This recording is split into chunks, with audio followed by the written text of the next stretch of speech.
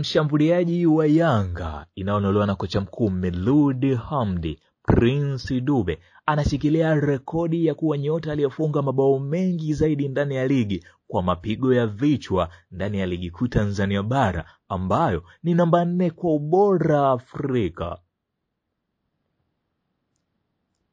Nyota huyo ni mabao 10 kafunga msimu 2024-25 kati ya mabao 58 ambayo yamefungwa na Yanga na timu hiyo inayonolewa na Miloud, ambapo kafunga jumla ya mabao 6 kwa kichwa na mabao 3 kafunga kwa mguu wa kulia na 1 alitumia mguu wa kushoto. Dube sio kufunga tu, anatengeneza na pasi za mabao, ambapo ametoa pasi 7 za mabao, hivyo amehusika kwenye mabao 17 kati ya 58 aliyofungwa na timu hiyo ambayo inaongoza kwenye safu ya ushambuliaji yenye mabao mengi ndani ya ligi.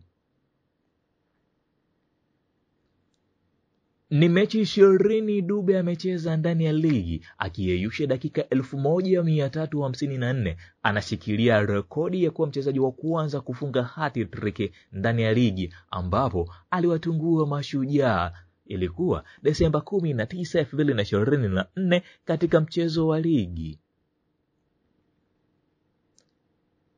Ikumbukwe kwamba kwenye mchezo huo Dube alifungua ukurasa wa mabao mbele ya Mashujaa uwanja wa KMC Complex, ambapo alifunga mabao 2 kwa kichwa. Ilikuwa dakika 21 na 52, na bao jingine kwa pigo la kichwa aliwafunga Ken Gold. Ilikuwa dakika 45 uwanja wa KMC Complex.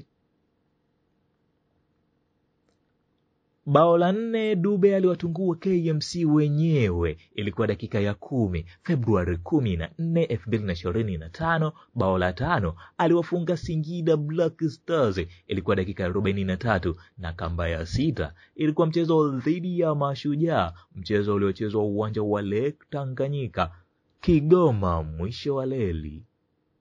Katika mabao 6 ambayo Dube kafunga, 5 kafunga kwenye mechi za nyumbani uwanja wa KMC Complex, na amekuwa na zali kubwa kutupia mabao mengi ambao ni mabao 5, na ugenini kafunga bao 1 dhidi ya Mashujaa.